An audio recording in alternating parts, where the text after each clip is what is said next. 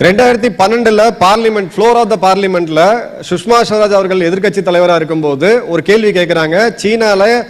சீன எல்லையில அருணாச்சல பிரதேசத்துல இப்ப ஆக்கிரமிப்பு ரொம்ப அதிகமா இருக்கு, சீனா ரொம்ப அக்ரெசிவா போயிட்டு இருக்காங்க, நீங்க என்ன நடவடிக்கை எடுக்கிறீங்க, ஏன் வந்து அங்க ரோடு போடல, ஏன் கட்டமைப்பு இல்லை அப்படின்னு கேட்கும் பொழுது, எப்போ வந்து நாங்க ரோடு போட போனாலும் சீனா ஒரு பெரிய பிரச்சனையை பண்றாங்க, சீனா வந்து அக்ரெசிவ் ஆகுறாங்க, அங்க போய் எந்த ஒரு வளர்ச்சி நடவடிக்கை எடுத்தாலும் வந்து சீனா வந்து நம்ம மேல கோவப்பட்டு யுத்தம் செய்யறதுக்கான வாய்ப்புகள் இருக்கு, அதனாலதான் நாங்க ரோடே போடாம வளர்ச்சி இல்லாம வைக்கிறோம். நான் ஜோக் அடிக்கல. 2012ஆம் ஆண்டு செப்டம்பர் மாசம் ஃப்ளோர் ஆஃப் த பார்லிமெண்ட்ல ஒரு தேசத்தோட பாதுகாப்பு துறை அமைச்சர் சொன்னது, அங்க போனா எங்களுக்கு பயமா இருக்கு, அதனால நாங்க போவாம இருக்கோம். இதுதான் அர்த்தம்.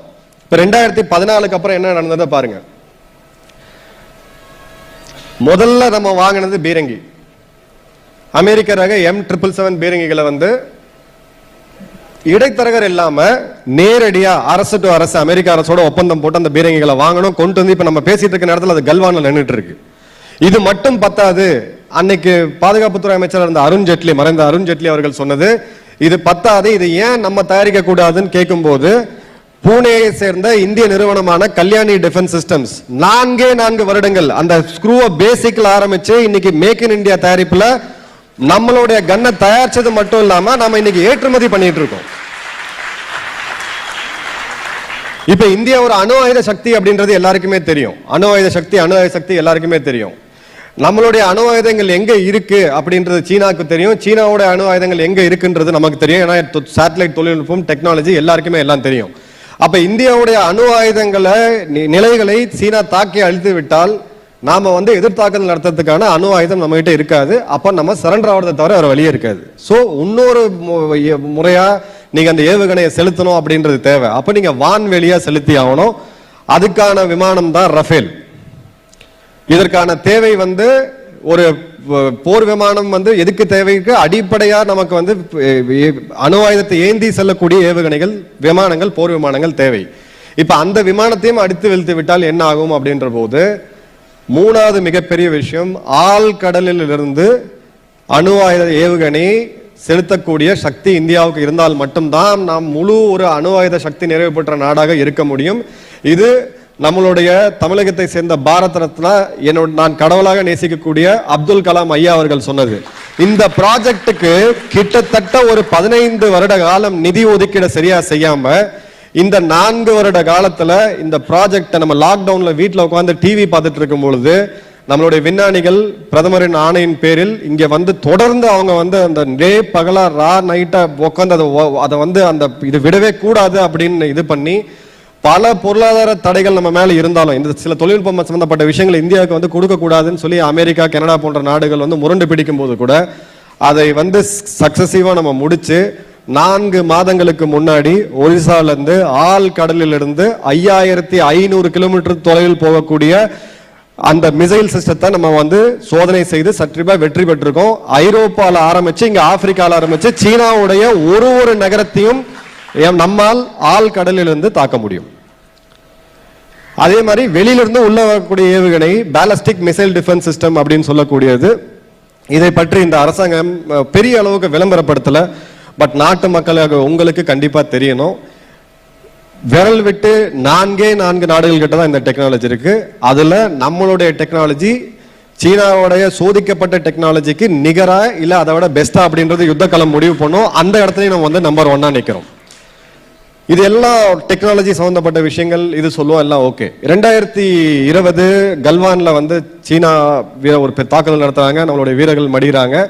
அதுக்கப்புறம் வந்து பல காணொலிகள் வந்து சமூக வலைதளத்தில் பரப்பப்படுது. அதுல சீனாவுடைய ஒரு வீரர் 3 பேர் உட்காந்துட்டு இருக்காங்க குளிர்ல. ஒரு ட்ரோன் வந்து அழகா வந்து சாப்பாடை கொடுத்துட்டு திரும்ப போகுது. அதை வீடியோ போட்டு ட்விட்டர்ல நிறைய பேர் என்ன டேக் பண்ணாங்க. சீனா பாருங்க எந்த அளவுக்கு இருக்கு, நாமெல்லாம் வந்து நம்மளுடைய ரேஷன் இருக்கு இல்லைங்களா, வின்டர் ரேஷன், அந்த உச்சி இருக்கிற மலைப்பகுதிகளில் அந்த காஷ்மீர்லேயே இருக்கக்கூடிய ஒரு நேட்டிவ் வெரைட்டி ஒரு கழுதை, கோவேரி கழுதைன்னு நம்ம சொல்றோம் பார்த்தீங்களா, அதில் தான் நம்ம எடுத்துட்டு போவோம். இதை போனி அனிமல் டிரான்ஸ்போர்ட் அப்படின்னு சொல்லுவாங்க. அந்த ஒரு போட்டோவை எடுத்து போட்டு இன்னும் நீங்க கழுதைகளில் ரேஷன் ஏற்றிக்கிட்டு இருக்கீங்க, அவங்க பாருங்க எப்படி போறாங்க அப்படின்னு சொல்லிட்டு. அதுக்கு அந்த மாதிரி கேள்விகளுக்கு நான் பதில் சொல்றது கிடையாது. ஏன்னா அவங்க புரியாமையில கேட்கறாங்க, இல்ல வந்து ஒரு அரசியல் காழ்ப்புணர்ச்சியில கேட்கறாங்க. உண்மையான விஷயம் என்ன அப்படின்னா, இந்த ட்ரோன் இவங்க சைனா எடுத்தது எல்லாமே வீடியோ ஷூட். அது கல்வானும் கிடையாது, எங்கேயும் கிடையாது, திபெத் பகுதியில் சமவெளி பகுதியில் எங்கேயோ இது பண்ணிட்டு இருந்தாங்க. ஒரு வருட காலம் கழித்து அதே அந்த கோவேரி கழுதைகள் ஒரு குறிப்பிட்ட வகை யாக் மாடுகள் லடாக்ல இருக்கிறது, அதை வைத்து தான் அவங்க ரேஷனை மூவ் பண்ணாங்க அப்படின்றது நிதர்சனமான உண்மை. ஆனால் அந்த ஒரு அடுத்த 2021 குடியரசு தினத்தன்று நான் திடீர்னு நைட் ஒரு டெல்லியில் ஏர் ஷோ ஒன்று நடந்துச்சு. திடீர்னு எல்லாம் பார்த்தாங்க என்னடா அப்படின்னு சொல்லிட்டு, காந்தியடிகள் அவர்கள் போகிற மாதிரி இந்திய தேசிய கொடி பறக்கிற மாதிரி எல்லாமே இது பண்ணியிருந்தோம். அது என்ன அப்படின்னா 4000 ஸ்வாம் ட்ரோன்ஸ், 4000 ஸ்வாம் ட்ரோன்ஸ் ஒரே நேரத்தில் ஒரே மாதிரி திரும்பி ஒரே மாதிரியான விஷயங்களை பண்ணது ஹைதராபாத்தை சேர்ந்த ஒரு இளைஞர்களால் உருவாக்கப்பட்ட ஒரு ஸ்டார்ட் அப் நிறுவனம் மேக் இன் இந்தியா தயாரிப்பு, முழுவதும் ஒரு இந்திய தயாரிப்பு. இதுக்கு நம்ம எடுத்துக்கொண்ட நேரம் 1.5 வருட காலம். சீனாவுக்கு அவங்க காமிச்ச அந்த ட்ரோனை எடுத்துட்டு செய்யறதுக்கு அவங்க கிட்ட ஏற்கனவே அவங்களுக்கு எக்கோ சிஸ்டம் இருந்துச்சு. அதெல்லாம் மீறி அவங்களுக்கு 7 வருட காலம் நடந்துச்சு. 7 வருட காலம் அவங்களுக்கு ஆச்சு. இன்னொரு அடிப்படையாக ஒரு விஷயம் சொல்றேன். 2008 11,000 அடி நாங்க இருந்த ஒரு இடம், 8,000 11,000 அடி எங்களுடைய டிப்ளாய்மெண்ட் அந்த இடத்துல. ஜனவரி மாசம் -13 -17 அங்க இருக்கக்கூடிய டெம்பரேச்சர். ஒரு நைட் ஒரு மிக முக்கியமான ஒரு ஆன்டி டெரரிசம் ஆபரேஷன்ஸ்க்கு நானும் என்னோட சக வீரர்களும் அதிகாரிகளும் போகும்போது ஒரு பகுதி ஒரு லெவலுக்கு மேலே போகும்போது என்னை கொஞ்சம் முன்னாடி ஃபாஸ்ட்டாக போய் கார்டன் பண்ணுங்கப்பா அப்படின்னு சொல்லி எனக்கு ரேடியோவில் மெசேஜ் வருது. நாங்கள் கிட்ட போகும்போது ஒரு லெவலுக்கு மேலே நானும் என் கூட சக வீரர்கள்லாம் வெறுப்பாய் எங்கள் மேலே இந்த புல்லட் ப்ரூஃபை கழட்டி போட்டுட்டு நாங்கள் முன்னாடி போனோம். ஏன்னா என்னோட புல்லட் ப்ரூஃப், என் நெஞ்சை காக்கக்கூடிய, என் வயிற்று பகுதியை காக்கக்கூடிய புல்லட் ப்ரூஃப், என் தலையை காக்கக்கூடிய அந்த ஹெல்மெட், இது ரெண்டோட வெயிட் நீங்க எடுத்தீங்கன்னா கிட்டத்தட்ட 6.5 to 7 கிலோ. நான் கையில பிடிச்சிட்டு இருக்க துப்பாக்கி AK-47 அதில் இருக்கக்கூடிய மேகசின், இதெல்லாம் லோடட் மேகசின் எடுத்தீங்கன்னா அது ஒரு 4.5 to 5 கிலோ வரும். என்னுடைய 3 நாட்களுக்கு உண்டான உணவு, என்னுடைய கையெறி குண்டுகள், என்னுடைய தண்ணீர் தேவை, என்னுடைய மருந்து, என்னுடைய என்னை குளிர்லேருந்து காப்பாற்றக்கூடிய அந்த கவசம், இதெல்லாம் சேர்த்தீங்க அப்படின்னா கிட்டத்தட்ட 21 to 22 கிலோ பேட்டில் லோடு எடுத்துட்டு 11,000 அடியில் -17. இது இந்த நிலைமையில தான் இந்திய ராணுவ வீரர்கள் அந்த மலைப்பகுதிகளில் காப்பாத்திட்டு இருக்காங்க. எங்கேயோ பார்டர்ல சண்டை நடக்குது, பார்டர்ல சண்டை நடக்குது கிடையாது. பார்டர்ல சண்டை தடுக்கப்படுது. இல்லைன்னா சண்டை இங்க நடந்துகிட்டு இருக்கும், எதிரி இங்க தாக்கிட்டு இருப்பாங்க, பார்டர்ல நின்று தடுத்துட்டு இருக்கோம்.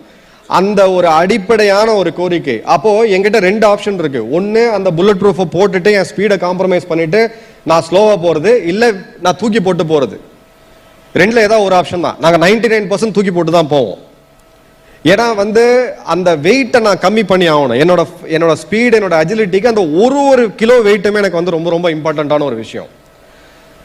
இன்னைக்கு கோயம்புத்தூரை சேர்ந்த ஒரு நிறுவனம், சென்னையை சேர்ந்த ஒரு நிறுவனம் 3.25 கிலோ புல்லட் ப்ரூஃப் வெஸ்ட் இந்திய ராணுவத்துக்கு மட்டும் இல்ல, வெளிநாட்டுக்கும் நம்ம ஏற்றுமதி செஞ்சுட்டு இருக்கோம்.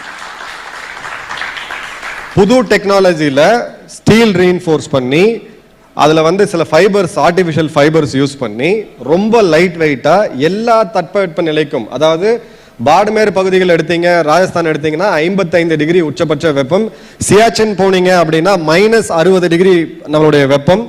இதுல எந்த இடத்துலையுமே யூஸ் பண்ற மாதிரி ஒரு லைட் வெயிட் புல்லட் ப்ரூஃபை நாம கொண்டு வந்திருக்கோம். ஒரு காலத்துல இந்திய ராணுவத்தினர் அந்த பணியில நடக்கக்கூடிய ஷூ இருக்கு பாத்தீங்களா, அதை கூட நம்ம இறக்குமதி பண்ணிட்டு இருந்தோம்.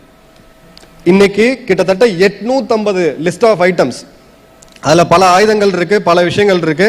அந்த அந்த மாதிரி தளவாடங்களையும் அந்த உபகரணங்களையும் இம்போர்ட் பண்ணக்கூடாதுன்னு சொல்லி பிளாக் லிஸ்ட் பண்ணியிருக்கோம். இன்னைக்கு டிஃபென்ஸ்ல மட்டும், அதாவது பாதுகாப்பு ராணுவத்துல மட்டும் இருக்கக்கூடிய ஸ்டார்ட் அப் நிறுவனங்கள் 700க்கும் மேல. இன்னைக்கு நம்ம டச் பண்ணிருக்கிற ஏற்றுமதி, ராணுவ உபகரணங்களுடைய ஏற்றுமதி கிட்டத்தட்ட $1.7 பில்லியன். இது வரைக்கும் ஏற்றுமதி நம்ம என்னன்னு யோசிச்சுட்டு கூட கிடையாது. இன்னைக்கு இந்திய ராணுவத்தோட தொழில்நுட்பம், டிஃபென்ஸ் டெக்னாலஜி 5 நாடுகளுக்கு நம்ம கொடுத்துருக்கோம். இந்தியாவுடைய பிரம்மோஸ் மிசைல இன்னொரு 3-4 நாடுகள் இப்ப வாங்கணும்னு கேட்டு வாங்கணும்னு நின்றுட்டு இருக்காங்க. இப்போ நான் கடைசியா